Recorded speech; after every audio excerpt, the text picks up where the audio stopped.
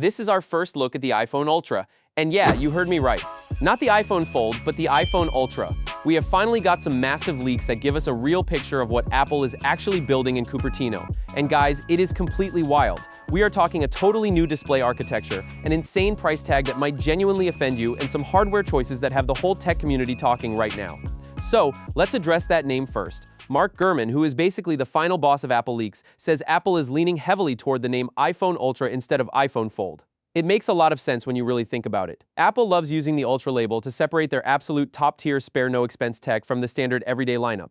Look at the Apple Watch Ultra, or the M-Series Ultra chips inside the Mac Studio. Slapping that label on their very first foldable feels incredibly on-brand. Though knowing Apple, they could wake up tomorrow and decide to call it the iPhone Pro Max Plus Fold. So keep an open mind. But honestly, the name is just marketing. What actually matters is the screen. The biggest deal breaker for most people when it comes to folding phones is that awful, distracting crease right down the middle. You know exactly the one I mean. Well, a very reliable leaker over on Weibo named Digital Chat Station just dropped a bombshell about how Apple is fixing it. They aren't just using one standard layer of glass. They are building an ultra-thin glass sandwich. Here's how that actually works in reality. Right now, phones like the Galaxy Z Fold 7 use a single piece of ultra-thin glass right on top of the display to protect it from your fingernails and dust. Apple is doing that, but then they are adding a second layer of ultra-thin, flexible glass completely underneath the display panel. Basically, the actual OLED screen sits completely trapped between two sheets of glass. This does two massive things for the phone. Number one, it completely shields the fragile bottom of the screen from rubbing against the complicated internal hinge mechanism. And number two, it perfectly distributes all the mechanical stress. When you open and close a folding phone 80 times a day, that physical stress usually hits one exact spot over and over. The dual glass setup spreads that pressure out, meaning the screen will survive way longer without warping. And the absolute best part, it practically deletes the crease entirely. The current leaks claim the iPhone Ultra will have a crease depth of just 0.15 millimeters. For some context here, the Z Fold 7 is expected to be around 0.7 millimeters deep. So Apple's crease is basically a quarter of the size of Samsung's. Now, to be completely fair to the Android guys, it is not the absolute shallowest in the world. The Oppo Find N6 sits at a crazy 0.05 millimeters, which is literally impossible to feel with your finger. So the iPhone Ultra will be right in the middle between Samsung and Oppo, but rumor has it Samsung might actually steal this dual glass idea for the upcoming Z Fold 8, which drops before the iPhone Ultra. So the foldable tech wars are about to get really petty, and I am entirely here for it. Okay, so when can we actually buy this thing? Well, supply chain reports show Apple just placed the massive order for these dual-layer displays right around March. Historically speaking, a March component order perfectly aligns with a big September launch event. Picture it.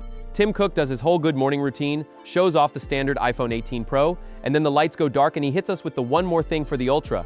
But hold your horses before you get your wallet out. Top Apple analyst Tim Long says that even if they announce it on stage in September, it probably won't actually ship until December. I know, it is classic Apple, but they do this with almost every major leap in hardware. The original iPhone X was announced in September, but didn't ship until November because the new OLED screens and Face ID tech were just so incredibly hard to make. The Vision Pro took 8 full months to ship. The Apple Watch took 7 months. The iPhone Ultra is easily their biggest hardware leap in a decade. So a few months of delay while factories figure out how to mass-produce glass sandwiches is totally expected. Now let's talk performance, because this part is a little controversial online. The iPhone Ultra is reportedly shipping with the A20 chip and 12 gigabytes of RAM.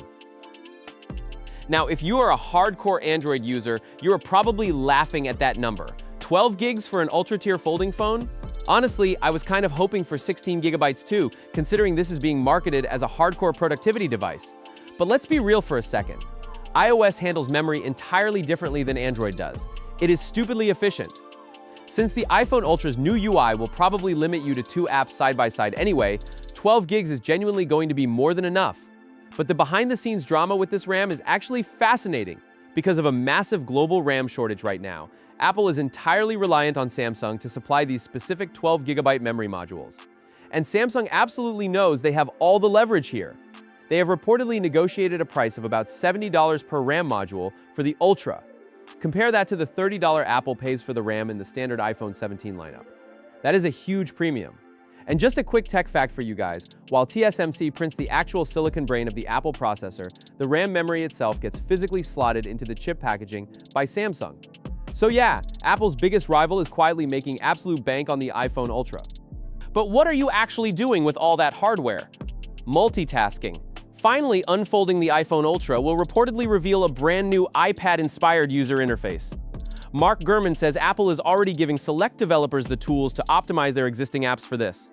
We are talking persistent sidebars on the left side of the screen, proper drag and drop file management, and real split-screen capability. Basically, you get a normal-feeling iPhone on the outside cover screen, and when you open it up, you get a fully functional mini iPadOS experience. The software gap between the iPhone and the Mac is already shrinking fast, and this device is just going to blur those lines even further. Alright, we have avoided it long enough. Let's talk about the price. You might seriously want to sit down for this part. Leaked numbers from Instant Digital over on Weibo give us our first real look at the cost, and it is frankly brutal. Converted to US dollars, the absolute base model iPhone Ultra with 256 gigabytes of storage is expected to cost roughly $2,320. Yes, $2,320. If you want to step up to the 512 gigabyte model, that will be $2,610, and the 1 terabyte model will set you back $2,900. If they offer a 2 terabyte version like they currently do on the Pro Max, you are easily looking at a phone that costs over $3,000. You could literally buy a highly spec'd out 16-inch OLED MacBook Pro for that kind of money.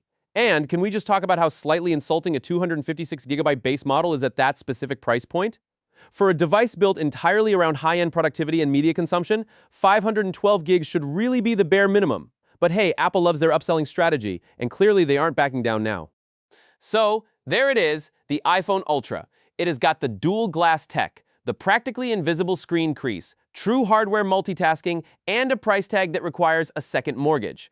It is definitely not going to be for everyone, but it is undeniably an incredible piece of consumer tech. Are you actually going to buy one, or is $2.5 grand just completely insane for a smartphone? Drop your thoughts in the comments below. If you like this breakdown, make sure to hit subscribe so you don't miss our next massive leak update. Thanks for watching, and I will catch you guys in the next one.